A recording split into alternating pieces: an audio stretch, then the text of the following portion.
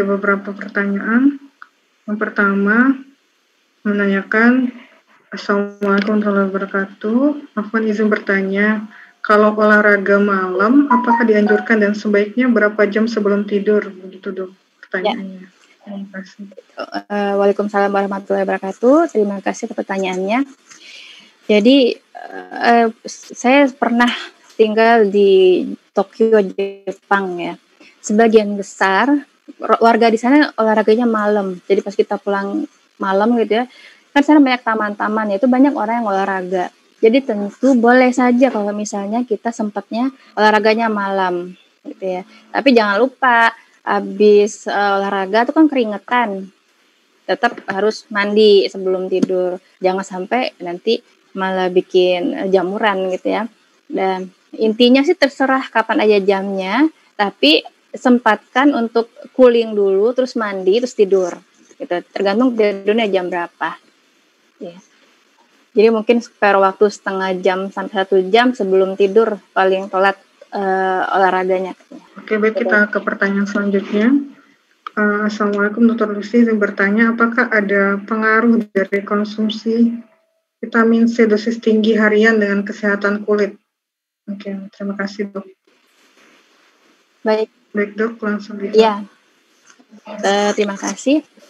Memang ada banyak penelitian mengenai antioksidan, termasuk vitamin C, vitamin E gitu ya, dan juga tambahan vitamin D yang berpengaruh pada kesehatan kulit. Tentu ada banyak hasilnya yang berhubungan gitu ya. Tapi kembali lagi ke tadi saya bahas di awal bahwa kesehatan kulit kan dipengaruhi oleh banyak hal ya, selain diet, termasuk vitamin, juga genetik,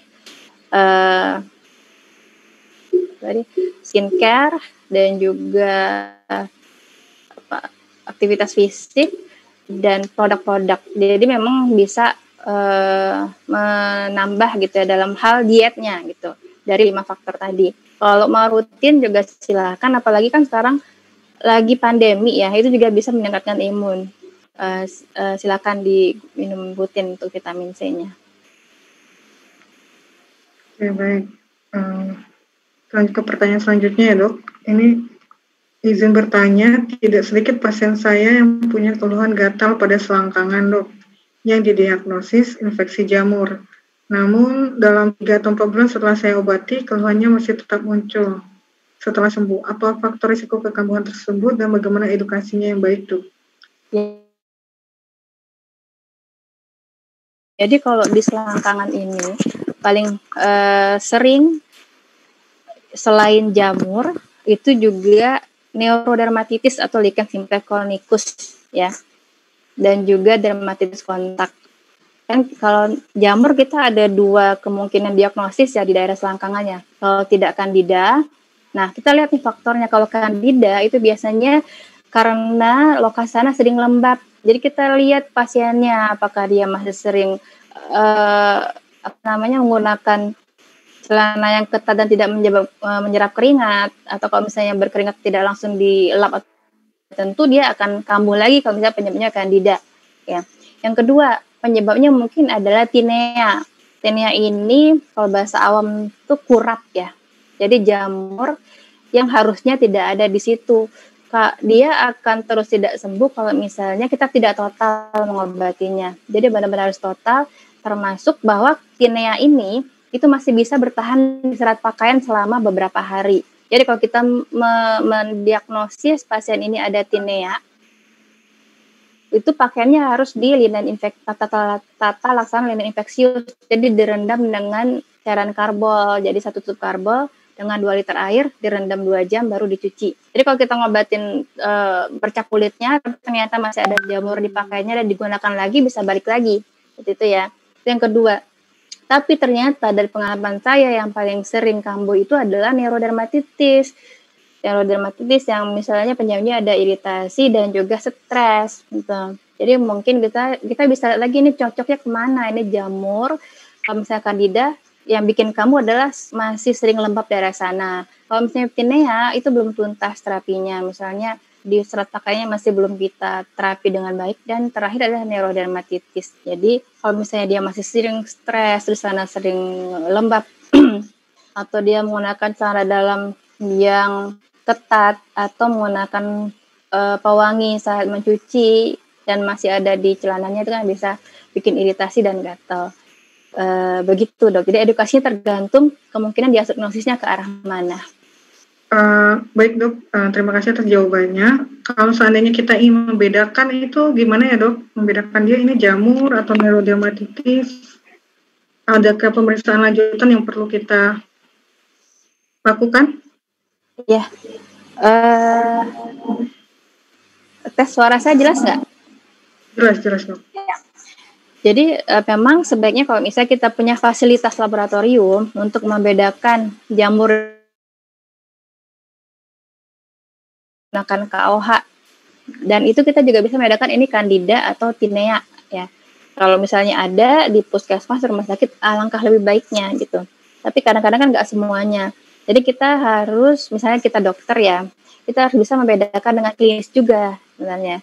Kalau misalnya Candida itu kan bercaknya ada khasnya tuh, namanya hand and chicken appearance ya. Jadi ada bentuk bercak merah, terus ada titik-titik di sekitarnya. Gitu. Kayak induk ayam dan anak-anaknya. Nah, dan biasanya basah. Itu kalau Candida. Obatnya biasanya golongan azol. Kalau Tinea bentuknya adalah central healing. Jadi yang merahnya di pinggir-pinggirnya lebih aktif, karena kan Tinea ini jamur yang makan sel kulit paling luar. Jadi kalau misalnya di tengah udah habis makanannya, dia akan ke sekelilingnya nyari tempat makanan yang lain. Makanya yang lebih aktif adalah di pinggir-pinggirnya. Kalau misalnya neurodermatitis, biasanya tuh sama semua, bercaknya merah atau udah lama akan kehitaman dan menebal kalau misalnya udah lama. Begitu dok. Tapi kalau misalnya ada pemeriksaan laboratorium, akankah langkah lebih baiknya lagi. Baik dok, terima kasih atas jawabannya. Masih pengen berbincang sama saya, tapi masih banyak pertanyaan selanjutnya. Kita lanjut saja ya dok. Pertanyaan selanjutnya, Assalamualaikum Dr. Lucy, sejak usia berapa terjadi proses aging atau penuaan pada kulit? Bagaimana dengan penggunaan perawatan kulit anti-aging? Apakah ada efek sampingnya? Apakah boleh digunakan jangka panjang? Ya, terima kasih. Jadi dari awal lahir kan akan terus berjalan nih proses agingnya. Apalagi kalau misalnya faktor-faktor agingnya itu langsung banyak. Mungkin saya sering kalau misalnya lagi di jalan gitu ya, di perempatan lampu merah, sering kan iseng ya, dokter kulit yang nggak bisa lihat wajah orang. Jadi saya sering lihat orang yang jualan di jalan itu, teman kan rekan-rekan bisa lihat ya, gimana wajah mereka sebagian besar tuh udah berkerut, terus kusam gitu ya, karena efek tiap hari kena sinar matahari yang banyak tanpa proteksi. Jadi memang sejak dia usia dini, kalau dia kena terus fajar matahari akan terus berjalan. Tapi dalam ilmu kedokteran itu ada namanya usia dewasa. Jadi setelah 25 tahun, setelah di atas 25 tahun biasanya udah mulai memilih skincare yang untuk aging gitu. Tapi kalau proses aging itu dari umur berapapun bisa, dengan beberapa pencetus tadi.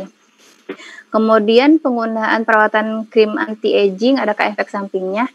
Sebenarnya itu saya menganjurkan perawatan kulit atau skincare yang tadi saya sebut wajib ya. Ada krim siang, krim malam, sama sun protection. Itu seterusnya dari awal, misalnya ini baru mulai nih, terus sampai lansia gitu. Karena memang itu dibutuhkan oleh kulit. Makanya saya menganjurkan kalau misalnya pilih yang ada registrasi badan POM-nya. Itu sudah bisa digunakan sebagai daily use, memang gunakan itu setiap hari. Tapi kalau misalnya ya kita pernah menggunakan satu bahan ternyata iritasi atau ada efek samping, itu jangan digunakan lagi. Karena tidak cocok untuk itu. Jadi pilih yang lain atau konsultasikan ke dokter untuk dipilih yang paling cocok untuk jenis kulit Bapak atau Ibu kalian. Memang harus menggunakan jangka panjang. Gitu. Dan kalau terutama ini ya sunscreen itu saya gunakan sejak dini. anak saya yang masih SD kalau keluar saya pakai sunscreen. Gitu ya dok ya. Berarti sunscreen itu udah bisa digunakan sejak kecil ya dok? Iya. Karena kan kita tahu bahwa kita ingin mencegah kanker kulit, kan kita tahu kanker kulit itu yang penyebabnya adalah fajaran sinar matahari yang lama dan panjang atau akumulasi, sehingga bisa kita hindari dari kecil. Gitu dok. Oh ya, kalau seandainya krim anti-aging itu dok, sejak kapan boleh dipakai dok? Jadi kita biasanya memulai skin aging itu batasnya umur 25 tahun kita udah. Tapi ya tergantung, kadang-kadang walaupun 25 pakai krim yang biasa anti-aging juga boleh. Oke, baik dok. Kita lanjut saja ke pertanyaan selanjutnya ya, teman-teman semua. Assalamualaikum, izin bertanya, bagaimana sebaiknya penggunaan pelembab dan sun protection? Apakah bisa digunakan bersamaan gitu dok? Ya, baik. Jadi gini, kita mungkin ada gambar tadi ya. Kita tahu sekarang lagi maraknya skincare yang kadang-kadang ada 10 step gitu ya, banyak banget ya. Ada toner, ada essence, ada serum, ada pelembab, ada sunscreen. Kadang-kadang orang udah beli itu satu paket bingung makainya. Jadi prinsipnya begini, kita gunakan produk skincare ini dari yang paling cair ke yang paling padat. Jadi kalau misalnya ada yang punya essence, itu kan yang paling cair ya, essence, kemudian serum, kemudian krim siang yang bentuknya krim, atau terakhir sunscreen, dan kalau mau pakai bedak tabur yang terakhir.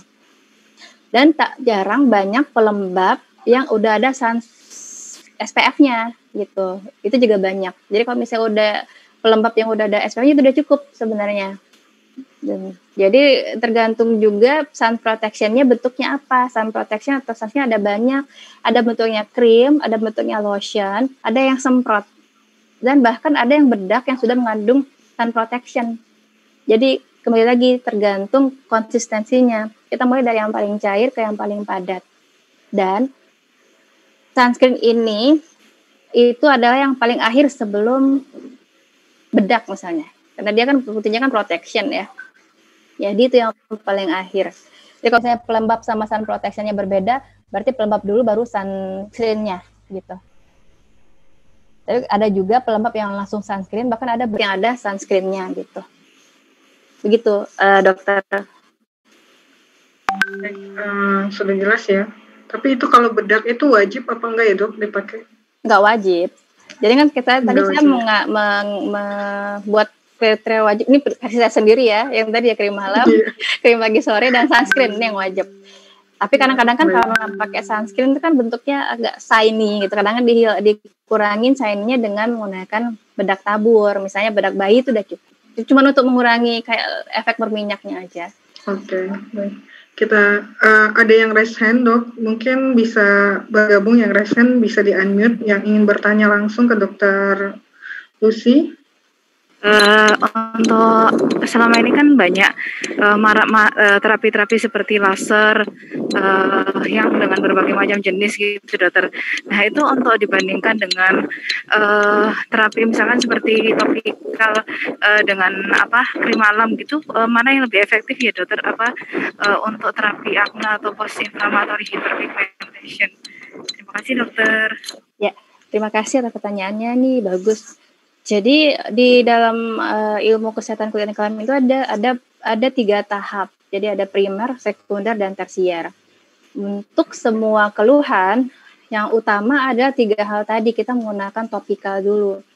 Yang terdiri dari krim malam, krim pagi sore, dan sunscreen. Ini adalah lini pertama intinya. Jadi kalau misalnya ada keluhan jerawatnya, ya udah kita pilih produk skincare-nya yang emang kulit berjerawat. Tapi kalau dia keluhannya flek, misalnya melasma, itu kita pilih ingredientnya atau zat aktifnya untuk mengurangi fleknya. Nah, biasanya dievaluasi 2 minggu. Kalau misalnya perubahannya berarti, diteruskan terus gitu sampai target yang diinginkan oleh pasien. Jadi untuk kesehatan kulit wajah, di awal kita diajarkan bahwa nanti targetnya seberapa banyak gitu ya. Misalnya mau cerahnya segini ternyata cukup, nggak perlu laser gitu. Tapi ternyata dia kurang, baru lanjut ke tahap kedua. biasanya itu adalah prosedur seperti peeling gitu ya, chemical peeling atau mikrodermabrasi, dan terakhir memang tersier adalah laser. Dan laser ini ada berbagai macam. Ada laser untuk scar acne, misalnya laser CO2 atau erbium, atau laser pigmentasi seperti NDX atau Pico, dan juga laser vaskular. Misalnya keluhannya ingin ngilangin pembuluh darah yang banyak di wajah, itu beda. Mbak Rina. Jadi ada yang primer, tersier, sekunder, dan tersier. Dan laser ini sifatnya tersier, gitu. Memang banyak kadang-kadang orang nggak puas dengan 2 langkah pertama sehingga butuh laser dan baru dapat yang target yang diinginkan oleh pasien tersebut, gitu. Baik, kepada Mbak Rina, bagaimana, ada yang ingin ditanyakan lagi atau ada komen lagi tentang jawaban tadi? Terima kasih dokter. Mbak Rina? Sama-sama. Baik, kita masuk ke pertanyaan selanjutnya. Itu izin bertanya lagi, manakah lebih efektif menggunakan kolagen tablet atau kolagen krim ya, Dok? Jadi waktu saya kuliah ini pernah nih ada referat ya, pembahasan mengenai kolagen ini. Ini hasilnya masih bervariasi sebenarnya. Ada yang menganjurkan, ada yang kadang-kadang hasilnya tidak berbeda bermakna. Tapi kadang-kadang paling sering kalau misalnya kita minumnya tablet, itu kan banyak prosedur yang lewat ya, dari saluran cerna kemudian baru bisa sampai ke kulit, itu lama dan banyak yang hilangnya. Jadi ada juga laporan yang bahwa tidak tidak terlalu berpengaruh bermakna dengan oral. Tapi kami tetap mempersilahkan jika masuk mencoba dengan oral. Dan memang yang lebih cepat masuk ke kulit itu adalah yang topikal. Dan topikal ini itu juga hasilnya berbeda-beda tergantung target. Tetap kita yang utama adalah 3 treatment yang tadi disebutkan di awal. Kalau misalnya harapannya anti-aging dengan menggunakan kolagen, dengan menggunakan krim malam, krim pagi, sore, dan sunscreen, itu sudah ada tujuan itu sebenarnya. Dan tak jarang juga dari krim siang yang bisa dibeli itu dari mengandung kolagennya juga. Jadi kalau mau menggunakan silakan, tapi tetap saya menganjurkan yang utama adalah 3 hal tadi. Baik, berarti intinya kolagen itu dibutuhkan untuk apa ya, Dok? Biasanya hanya tambahan aja ya, Dok ya? Biasanya harapan dari yang menggunakan adalah untuk mencegah skin aging, bikin lebih tight gitu ya, Pak. Nggak gelambir gitu ya. Baik, kita lanjut aja pertanyaan berikutnya karena banyak sekali pertanyaan masuk. Yaitu izin bertanya, kalau bagian-bagian lipatan kulit mengapa suka lebih gelap warnanya, Dok? Mulai dari leher belakang, siku, dengkul hingga sekitar organ intim. Apakah bisa dibuat lebih cerah, Dok? Terima kasih. Ya, saya juga beberapa kali dapat pasien ini ya, minta daerah aksilanya atau daerah ketiak atau daerah lipat sering gelap daerah sana. Kita tahu bahwa daerah lipatan itu kan sering terjadi friksi atau gesekan. Jadi kalau ada gesekan, misalnya juga sering berkumpul keringat di situ, itu bikin iritasi. Kita tahu bahwa kalau sering iritasi, merah kan, kalau udah sembuh jadi hiperpigmentasi atau hitam. Kemungkinan penyebabnya adalah itu. Nah, itu bisa kita usahakan dengan terapi wajah sebenarnya untuk mencerahkan. Saya juga memberikan pasien itu ada krim malamnya, ada kandungan misalnya hidrokinon rendah gitu ya untuk mencoba menyamarkan warna, dan juga misalnya retinoat sama kayak krim malam di wajah gitu. Tapi biasanya kita memulai dengan presentasi yang paling kecil dulu karena daerah lipatnya kan lebih tipis, jadi biar efek iritasinya minimal gitu. Jadi ya sama, bisa kita usahakan untuk lebih cerah dengan tetap menggunakan krim malam pagi sore. Kalau misalnya kurang, biasanya kita tambah dengan laser, itu juga bisa. gitu. Dan biasanya memang persentasenya lebih rendah daripada di wajah karena lebih tipis di situ dan sering iritasi beberapa pasien. Sebenarnya bisa dicerahkan ya dok ya? Bisa diusahakan. Bisa. Baik, kita lanjut ke pertanyaan selanjutnya. Kalau membedakan dengan luka eksim bagaimana ya dok? Maksudnya? Tadi lanjutan pertanyaan tadi sepertinya dok, lipatan kulit yang hitam membedakannya dengan luka eksim katanya. Luka eksim. Kayaknya eksim yang dimaksud ya dok ya? Iya, maksudnya cuman perubahan warna semata dengan eksim. Kalau eksim itu memang biasanya lebih tebal dan gatal. Kalau misalnya warna doang kan nggak gatal ya biasanya. Kalau eksim biasanya gatal. Ini biasanya mengarah ke neurodermatitis. Itu saya memang banyak sih daerah lipat paha itu keluhan gatal terus menerus karena eksim ini atau neurodermatitis ini yang pencetusnya bisa stres atau iritasi berulang di situ gitu. Jadi kalau eksim biasanya gatal dan lebih tebal. Kalau maksudnya pertanyaannya ke situ ya. Ya benar. Kita lanjut ke pertanyaan selanjutnya karena semakin malam semakin banyak yang masuk sepertinya dok. Selanjutnya itu assalamualaikum dok. Waalaikumsalam, mau tanya, saya termasuk tipe kulit kombinasi. Setiap habis cuci muka, wajah selalu terasa kering, padahal sudah beberapa kali ganti sabun cuci muka. Yang ingin saya tanyakan, apakah wajar kalau kering seperti itu, atau karena memang saya belum nemu sabun cuci muka yang cocok? Itu dok. Bagaimana? Iya baik. Waalaikumsalam warahmatullahi wabarakatuh. Jadi kalau tipe kombinasi ini biasanya gini, daerah pipi pinggirnya kering, terus daerah T-nya berminyak, itu mungkin masuknya ya. Ini kemungkinan hulunya awalnya itu emang kulitnya kering, misalnya dia dermatitis atopi kering, tapi respon dari kulit kita kalau terlalu lama kering itu bikin sinyal gitu, kulitnya kering nggak. Untuk kulit kombinasi harus pakai pelembab juga, dan kalau misalnya ada jerawat diobatin. Jadi kalau misalnya sininya kering dikasih setiap habis cuci wajah dengan misalnya ada sabun yang memang untuk kulit kombinasi, atau bisa juga untuk kulit kering itu boleh, atau kulit yang sensitif juga boleh untuk menggunakan sabun wajahnya, dan gunakan yang foamy.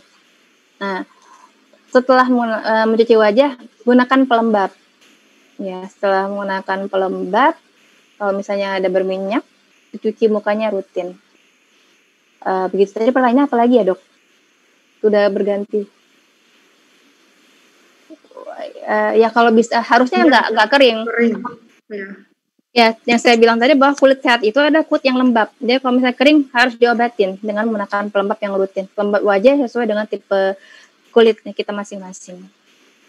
Dan kalau misalnya kita orangnya gampang iritasi atau sensitif, cari yang memang untuk kulit sensitif pelembabnya. Kurang hindari yang ada pewanginya. Kalau misalnya tidak menemukan di supermarket, bisa dikonsultasikan ke dokter kulit yang terdekat. Baik, sepertinya sudah dibahas ya tentang pertanyaan itu, sudah cukup jelas. Kita lanjut ke pertanyaan selanjutnya. Assalamualaikum dok, izin bertanya. Pertanyaan pertama, bagaimana membedakan bekas jerawat keloid dengan hipertropik? Terus bagaimana mengobatinya? Pertanyaan keduanya, saya sempat diresepkan dengan SPDV-nya itu antibiotik tetrasiklin untuk jerawat yang cukup parah sebanyak 4 kali dalam 4 tahun. Namun di akhir-akhir sedikit tidak teratur minumnya. Apakah antibiotik masih dianjurkan dok? Terima kasih. Baik. Yang pertama, waalaikumsalam warahmatullahi wabarakatuh. Yang pertama, membedakan keloid dengan hypertrophic scar, maksudnya ya. Yeah. Jadi, yang kita bahas, jika bekas scarnya ini masih ukurannya tidak bertambah atau tidak lebih besar dari jerawat awalnya, itu hypertrophic scar. Tapi kalau misalnya dia membesar, lebih besar dari jerawat yang awal, itu sudah keloid gitu. Jadi kalau itu udah lewat dari lesi awalnya, itu namanya keloid. Nah, terapinya sama sebenarnya dengan injeksi kortikosteroid yang rutin sampai datar. Gitu. Jadi terapinya sama walaupun dua hal yang berbeda. Kemudian reseptor antibiotik tetrasikline untuk jerawat yang parah. Nah, kita tahu bahwa jerawat ini ada grade-nya atau derajatnya. Ada yang ringan, sedang, dan berat. Untuk jerawat yang sedang dan berat, memang kita anjurkan menggunakan antibiotik. Bisa yang pertama sih biasanya doxycycline, kemudian biboba boleh tetrasikline. Dan memang antibiotik pada jerawat ini kadang-kadang lama, minimal 2 minggu. Dan kita evaluasi ini setiap 2 minggu. Kalau tipenya kulit berjerawat tuh sering kambuh. Jadi beberapa kali minum antibiotik. Jadi gitu, apakah diminum atau tidak tergantung kondisi saat ini. Kalau misalnya kondisinya masih sedang berat jerawatnya, memang tetap minum antibiotik. Tapi kalau misalnya sudah berkali-kali minum antibiotik yang sama, tapi tidak sembuh-sembuh, mungkin sudah tidak cocok dengan antibiotik itu atau resisten. Jadi butuh antibiotik yang lain. Saran saya kembali lagi ke dokternya. Udah minum antibiotik berapa lama kok tidak sembuh, mungkin perlu diganti antibiotiknya. Dan selain antibiotik minum, itu kan perlu beberapa terapi topikalnya, sejenis retinoid atau juga antibiotik topikal dan juga beberapa yang lain. Begitu, Dok. Baik, cukup jelas ya, sudah dijelaskan dengan sejelas-jelasnya oleh Dr. Lucy. Kita lanjut ke pertanyaan selanjutnya itu, Assalamualaikum warahmatullahi wabarakatuh. Izin bertanya, Dok, bagaimana cara mengatasi ketombe pada kulit kepala? Padahal udah menggunakan sampo anti ketombe. Adakah makanan yang memicu timbulnya ketombe? Baik. Terima kasih, Dok. Baik, mungkin kita perlu dipastikan lagi ketombe yang dimaksud ini apa pityriasis cystica gitu ya, cuman ketombe dong, atau udah dermatitis seborrhoic. Kalau udah dermatitis seborrhoic, itu juga ada grade-nya, ada yang mild atau ringan, ada yang berat. Karena kalau misalnya berat, itu perlu obat minum juga. Dermatitis seborrhoic ini ada pengaruh dari sebum. Jadi sebum ditambah dengan jamur normal yang ada di situ atau malassezia. Jadi pada saat kita aktivitasnya banyak, keringatnya banyak, atau lagi stres, kemudian sebumnya banyak, itu menyebabkan jamur di sekitar situ yang normal jadi tumbuh berlebihan atau overgrowth, sehingga menyebabkan bercak merah yang juga ada sistik yang lepas atau ketombe. Jadi perlu dilihat dulu. Biasanya memang kalau misalnya sering ketombe berulang, itu adalah dermatitis seborrhoic. Jadi kadang-kadang perlu obat salep juga yang diolesin di sini berupa obat anti jamur, dan juga kadang butuh anti radang atau steroid topikal, tergantung derajat beratnya. Dan memang tak jarang gitu ya, perlu rutin menggunakan shampoo anti jamur. Misalnya menggunakan menyebutkan merek, misalnya Ketomed Scalp Solution atau Selsun yang yellow gitu ya, yang menggunakan yang kandungannya 1%. Jadi kalau misalnya berulang, sebaiknya diperiksakan minimal sekali gitu ya, apakah ini benar dermatitis seborrhoic, apakah perlu diterapi obat minum dan juga terapi topikal. Itu terkait ketombe ya, memang banyak menjadi masalah banyak orang terkadang ketombe ini. Jadi juga kita harus menjaga di kulit kepala apakah sering berkeringat lama yang tidak dibersihkan gitu, karena kan tadi ya sebum itu bisa dimakan jamur yang normal ada di situ, sehingga dia overgrowth bikin ketombe.